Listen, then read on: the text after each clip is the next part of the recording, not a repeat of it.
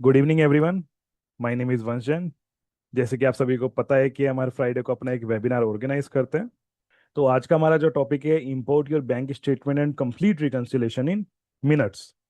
तो आज के जो वेबिनार है इसमें हम जानेंगे कि कैसे आप अपनी जो बैंक स्टेटमेंट है उसको आप इंपोर्ट कर सकते हैं, रिकंसिलेशन कर सकते हैं तो सबसे पहले हम बात करते हैं यहाँ पे बैंक की, इंपोर्ट बैंक स्टेटमेंट।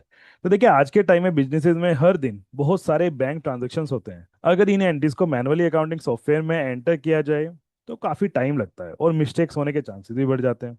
बिजी के बैंक स्टेटमेंट इंपोर्ट फीचर की मदद से आप बैंक से डाउनलोड की गई स्टेटमेंट को डायरेक्टली सॉफ्टवेयर में इंपोर्ट कर सकते हैं।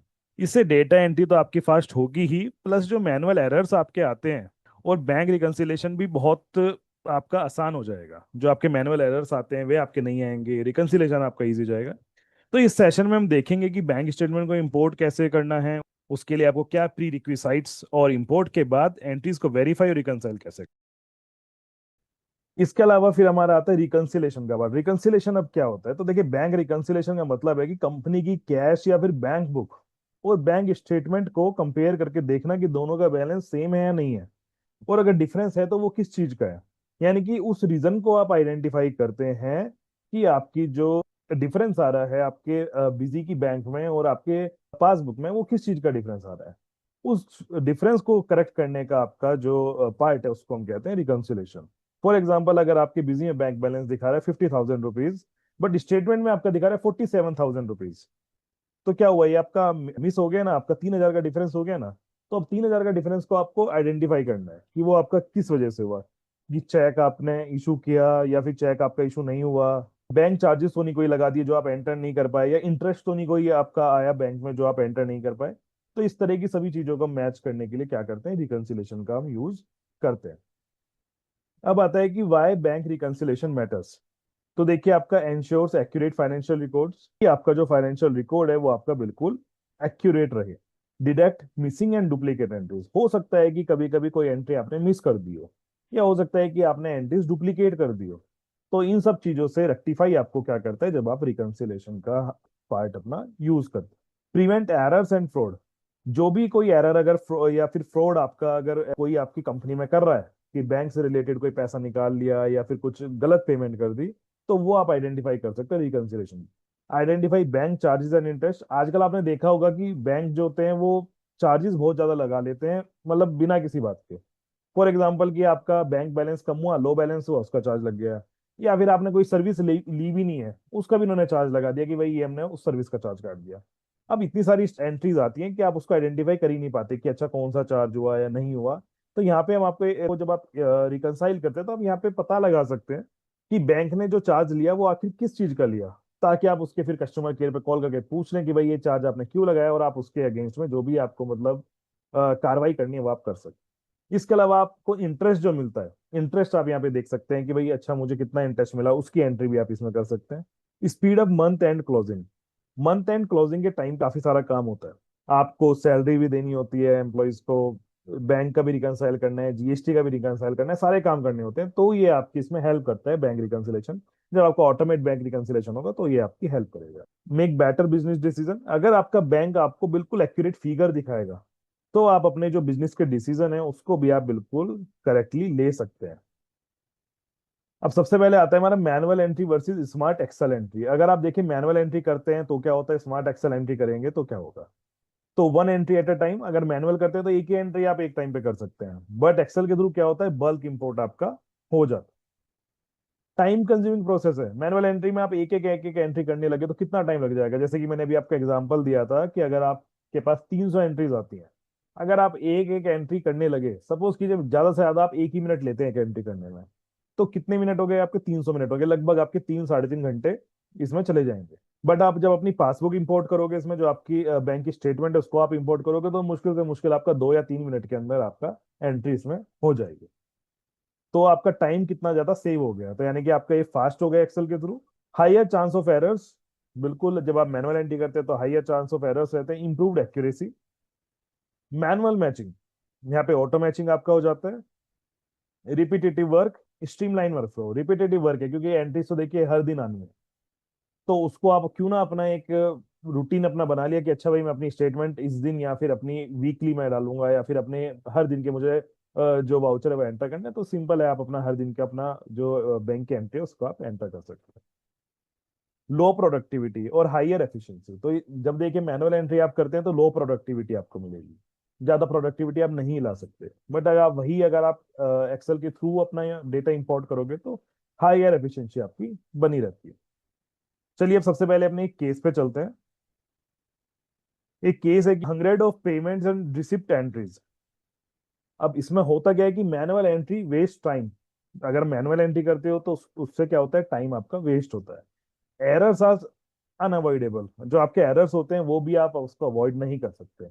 और एडिशनल स्टाफ कॉस्ट, जब मैंने आपको बताया कि डेली अगर इतनी एंट्रीज होती हैं तो आप एक बंदे को अपना रखेंगे कि भाई वो आपके एंट्रीज वगैरह करे, और उसको आप क्या करेंगे, उसको आप सैलरी भी पे करेंगे, तो आपको उन सब चीजों की नीड ही नहीं है, क्योंकि आपको हमने क्या सॉल्यूशन दिया है यहाँ पे, इंपोर्ट बैंक स्टेटमेंट का हमने आपको सॉल्यूशन यहाँ पे प्रोवाइड किया है। तो करते कैसे हैं इसको, आइए इसको प्रैक्टिकली देखते हैं। तो सबसे पहले मैंने बिजी मैजिक मैंने अपना ओपन कर लिया। इसके बाद आपको यहाँ पर सबसे पहले जाना है सेटिंग्स में। सेटिंग्स में जाने के बाद आपको जाना है फीचर्स एंड ऑप्शन में। फिर आपको जाना है अकाउंट्स में। अकाउंट्स में जाने के बाद आपको देखिए ये जो बैंक रिकंसिलेशन का ऑप्शन है इसको आपको इनेबल करना है। बैंक इंस्ट्रूमेंट डिटेल इसको आपको इनेबल करना है। और अगर पोस्ट डेटेड चेक वगैरह आपके रहते हैं पेमेंट या रिसिप्ट पे तो आप उसको भी इनेबल कर सकते हैं। इनेबल करने के बाद आपको क्या करना है, यहाँ पे सेव पे इसको क्लिक करना है।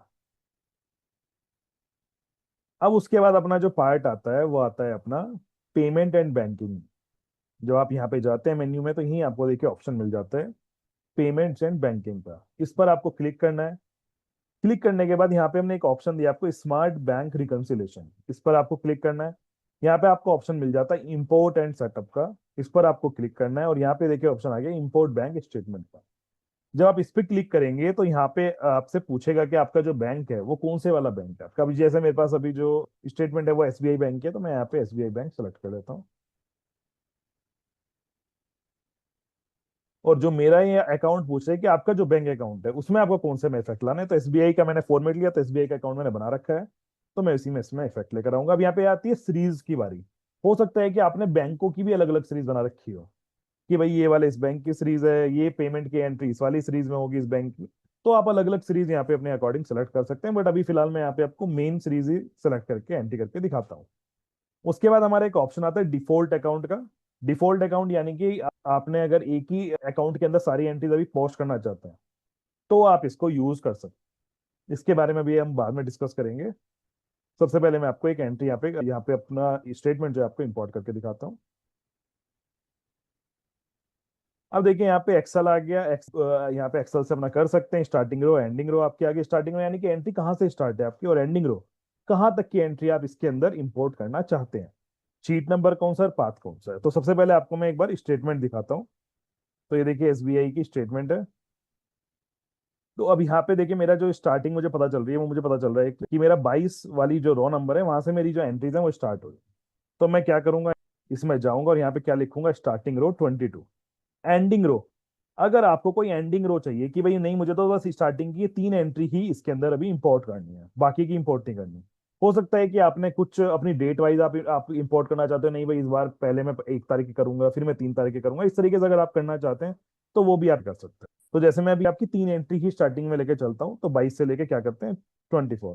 अदरवाइज अगर आपको सारी की सारी करनी है तो आप यहाँ पे एंड रो 0 रखिए। 0 रखने में क्या होगा, जितनी भी एंट्रीज होंगी उसमें एंड रो तक वो सारी की सारी आपकी इंपोर्ट कर देगा।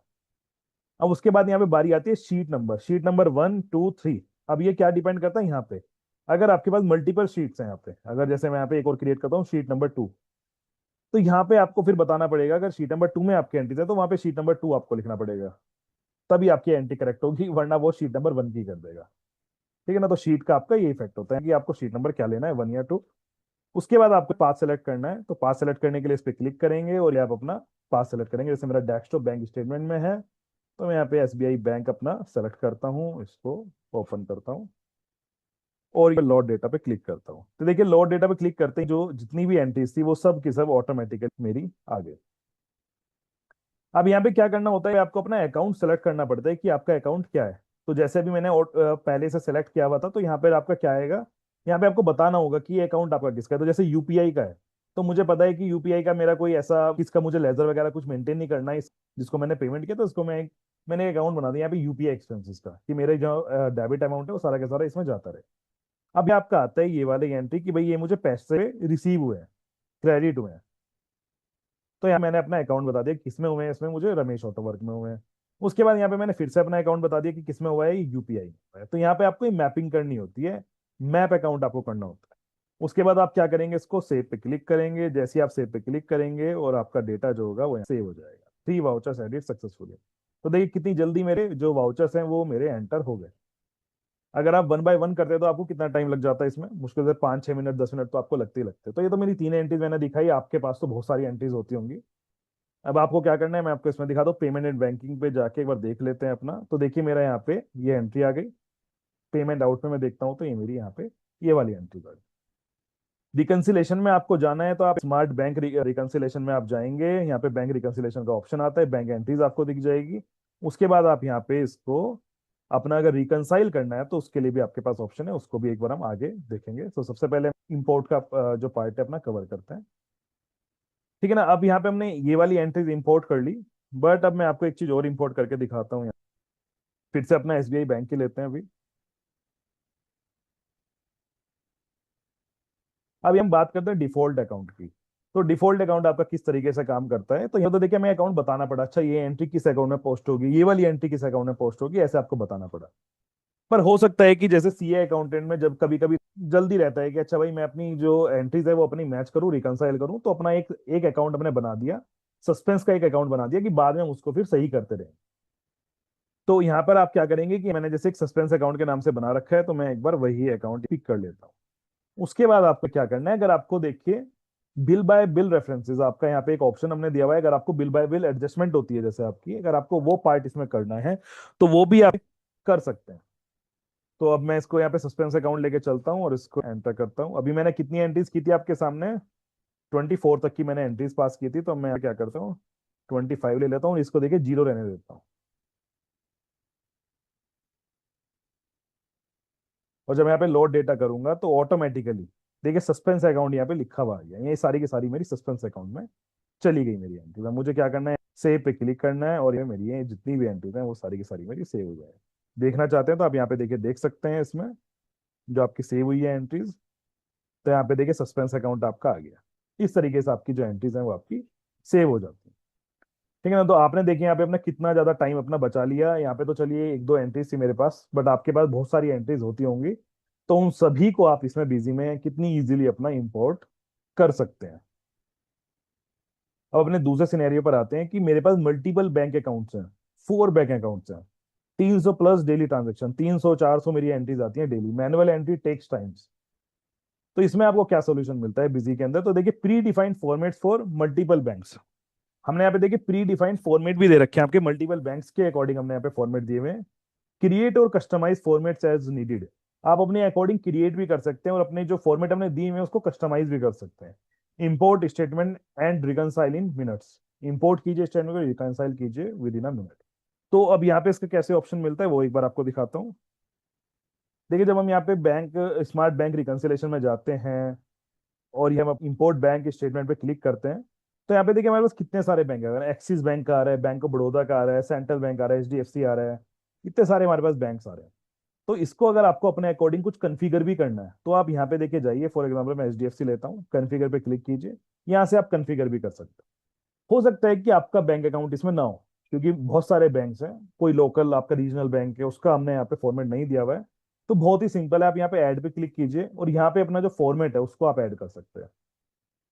फॉर्मेट ऐड करने के बाद आप इसी तरीके से जो वाउचर डेट कौन से कॉलम में आपको वो बतानी है, इंस्ट्रूमेंट डिटेल कौन से कॉलम में आपको वो बताना है, और शॉर्ट नरेशन किसमें। यहाँ पे आपको 5-6 कॉलम बस ही बताने हैं और आपका ऑटोमेटिकली जो देखिए वो आपका जो कॉन्फ़िगरेशन है वो आपकी यहाँ पे हो जाएगी। फिर आपका वो वन टाइम कॉन्फ़िगरेशन है, आगे आप जब भी इंपोर्ट करेंगे वही आपका सेव रहेगा। ठीक है। अब जैसे अब हमने बात की थी कि भाई मेरे पास मल्टीपल बैंक अकाउंट है, तो मैंने भी आपको एसबीआई बैंक का दिखाया, अब यहाँ पे दिखाता हूँ आपको एचडीएफसी बैंक का। तो एचडीएफसी बैंक में हम गए। उसके बाद मुझे यहाँ पे क्या करना है, इस पे क्लिक करना है और यहाँ पे मैं एसबीआई बैंक की अपनी सॉरी एचडीएफसी बैंक की अपनी स्टेटमेंट ले लेता हूँ। अब देखिए यहाँ पे नो वैलिड आ गया, क्यों, क्योंकि यहाँ पे स्टार्टिंग रो क्या है 3। अब देखिए स्टेटमेंट अगर मैं देखता हूँ तो किससे स्टार्ट हो रही है मेरी यहाँ पे, रो नंबर 3 से मेरी जो स्टेटमेंट है वो स्टार्ट होगी। तो मुझे क्या लेना है यहाँ पे, रो नंबर 3 मुझे सेलेक्ट करना है। तो बिजी में जाऊंगा और मैं यहाँ पे रो नंबर क्या सेलेक्ट करूंगा, 3, और इसको लोड डेटा को क्लिक करूंगा, और लोड डेटा को क्लिक करते ही जितनी भी एंट्रीज थी वो सारी की सारी मेरी इसमें आ गई। अब क्या करना है मुझे, बस इसको सेव पे क्लिक करना है। शॉर्टकट की भी आप यूज कर सकते हैं, F2 से भी आपका सेव हो जाता है, अदरवाइज आप वहां पे क्लिक भी कर सकते हैं अपने माउस से, या फिर आप एंटर भी कर सकते हैं। और देखिए यहाँ पे तीनों एंट्रीज मेरी आ गई। तो यानी कि आपके जितने भी बैंक्स हैं, अगर आपके एक बैंक है, दो बैंक है, तीन बैंक है, चार बैंक है, जितने भी आपके बैंक्स हैं, उन सभी के सभी बैंक्स को आप यहाँ बहुत ही इजीली, कि बैंक स्टेटमेंट आपके एक हो, दो, तीन हो, कितने भी आपके स्टेटमेंट हो, कुछ नहीं करना, आपको सिंपली अपना फॉर्मेट सेलेक्ट करना है और अपने स्टेटमेंट को आपको इंपोर्ट करना है। बहुत इजीली आप यहाँ पे बिजी के थ्रू इसको इंपोर्ट कर सकते हैं। अब अपने केस 3 पर आते हैं। अब देखिए कि ऐसा इशू आपके साथ भी कभी कभी हो जाता होगा कि customer paid 1,85,000 yesterday, outstanding still pending in busy, dispatch on hold, unhappy customer. Impact इससे क्या आएगा कि उसकी जो पेमेंट थी वो पेंडिंग है, अभी भी आपके आपके अकाउंट में पेंडिंग है, कस्टमर ने पे कर चुके हैं, बट स्टिल आपको वो क्या दिखा रहा है, आउटस्टैंडिंग दिखा रहा है, डिस्पैच ऑन होल्ड। आपकी टीम ने उसका जो डिस्पैच है वो होल्ड कर दिया, इससे क्या हुआ, कस्टमर आपका नहीं पेगा। इम्पैक्ट क्या हुआ, कस्टमर रिलेशनशिप इफेक्ट हो गई, डिलीवरी डिले हो गई, सेल्स आपकी ब्लॉक हो गई। तो अब आपके उसको सही करना है, इसको मैच करना है, इसको चेक करना है, तो आप किस तरीके से यहाँ पे कर सकते हैं उसको एक बार देखते हैं। मैं बिजी अपना ओपन कर लेता हूँ। तो सबसे पहले मैं यहाँ पे ना स्टेटमेंट चेक करता हूँ कि मुझे लेजर एक बार चेक करता हूँ पार्टी का कि लेजर क्या है। तो मैंने लेजर यहाँ पे देखा, किसका, मैंने रुपेश ऑटो वर्क का यहाँ पे लेजर देखा। यहाँ से आप देखिए लेजर अपना सेलेक्ट कर सकते हैं कि आपको वन अकाउंट का करना है, ग्रुप ऑफ अकाउंट का करना है, ऑल का करना है। तो यहाँ पे जैसे मैंने वन का करना है, वन लिया, रुपेश अकाउंट लिया और इसको अप्लाई फिल्टर पे क्लिक किया। तो यहाँ पे देखिए मुझे पता चल गया कि हाँ भाई इसका ये एक वाउचर आया था 2,06,500 रुपए का, बट यहाँ पे कोई मुझे क्रेडिट बैलेंस नहीं दिखा रहा है, यानी कि कोई पेमेंट की एंट्री नहीं दिखा रहा। जो मुझे रिसीट यहाँ पे रिसीव हुई है, पेमेंट इन जो मुझे हुई है उसका मुझे कोई एंट्री नहीं दिखा रहा। तो अब उसने मुझे अपना इंस्ट्रूमेंट नंबर शेयर किया, जो आपका जो भी उसने एनईएफटी या चेक के थ्रू मुझे पेमेंट किया होगा, उसका उसने मुझे भेजा कि भाई ये देखिए मैंने एंट्री आपके उसमें करेक्ट की है। तो अब इसको आप कैसे देके चेक कर सकते हैं, तो जैसे मुझे बैंक रिकंसिलेशन पे जाना है, बैंक रिकंसिलेशन जाऊंगा और यहाँ पे मैं क्या करूंगा, सर्च पे क्लिक करूंगा। और सर्च पे क्लिक करने के बाद तो मैं यहाँ पे सबसे पहले देख लेता हूँ कि जैसे उन्होंने मुझे भेजा होगा, तो मैं आपको एक बार दिखा देता हूँ इंस्ट्रूमेंट नंबर आपका कहाँ पर आता है। तो देखिए ये वाला इंस्ट्रूमेंट नंबर है। तो क्या है, ये NT000080, जी में जाएंगे, NT000080, एक बार इससे ही देखते हैं कि फाइंड हो जाता है क्या। फाइंड हो गया हमारा, एक जो मेरा था उसी पर आ गया, तो इसलिए मैंने दोबारा क्लिक किया कि कोई और तो नहीं है। तो यहाँ पे मैंने चेक किया तो ये वाला मेरा आ गया। अब गलती क्या हो रखी है यहाँ पे, देखिए कि रुपेश के नाम से आया था बिल, बट मैंने किस में एंटर कर दिया, ये रमेश ऑटो वर्क में मैंने एंटर कर दिया। तो ये मैनुअल एंट्रीज भी आपके एंड से कभी कभी जो गलती होती है वो हो जाती है। तो आप क्या करेंगे, इसको ओपन करके यहाँ पे आप इसको सही कर सकते हैं कि भाई आपका ये रुपेश ऑटो वर्क का है।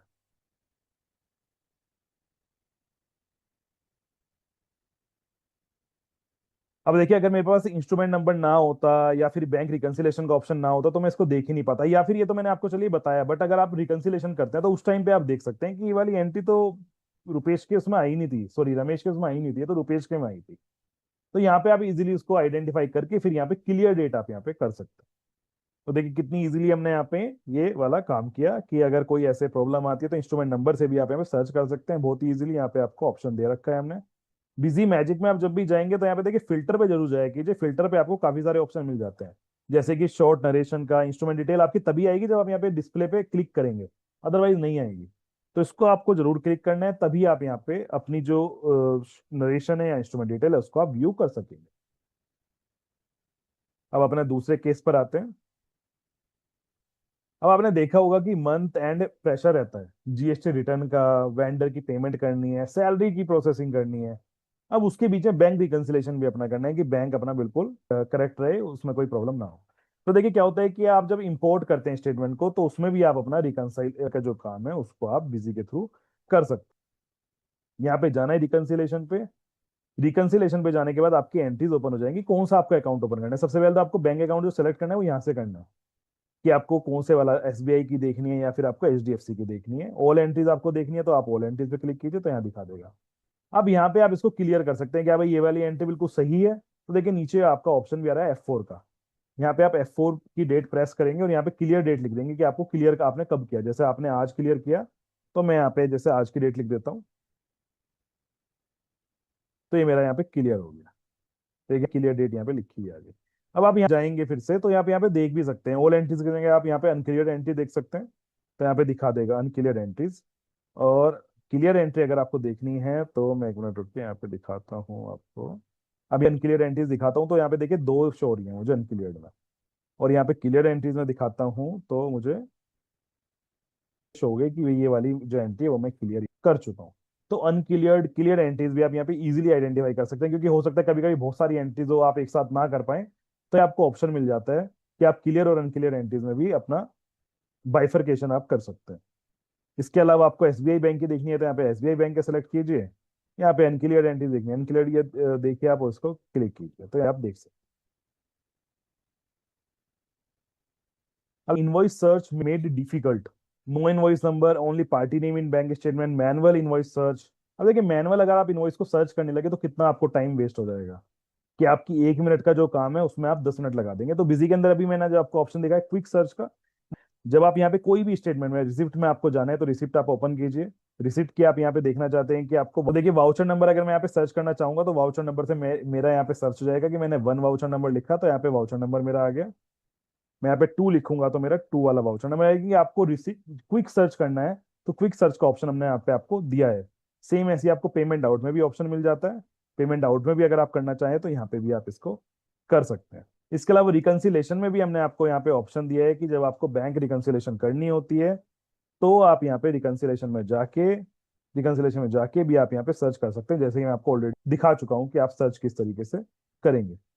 ये तो सिर्फ मैंने इंस्ट्रूमेंट नंबर से दिखाया। इंस्ट्रूमेंट नंबर की जगह अगर आपको पार्टी नेम लिखना है तो पार्टी नेम से भी आप यहाँ पे देखिए सर्च कर सकते हैं। जैसे कि रुपेश का देखना है तो यहाँ पे रुपेश सर्च कीजिए, तो रुपेश का यहाँ पे दिखा देगा।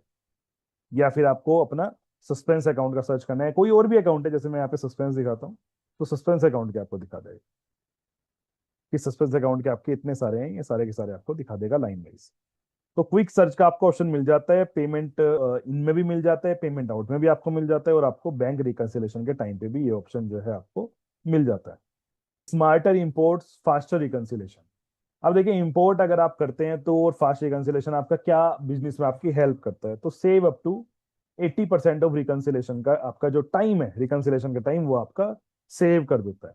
इंप्रूव एक्यूरेसी, जो एक्यूरेसी है वो आपकी इंप्रूव हो जाती है कि आपकी जो आप डेटा है वो आपका एक्यूरेट फीड हुआ या नहीं हुआ। अमाउंट वगैरह में तो कभी कोई डिफरेंस नहीं आ गया, तो ये अमाउंट में कभी नहीं आएगा, जो स्टेटमेंट में वही आपका अमाउंट यहाँ पे फीड होगा।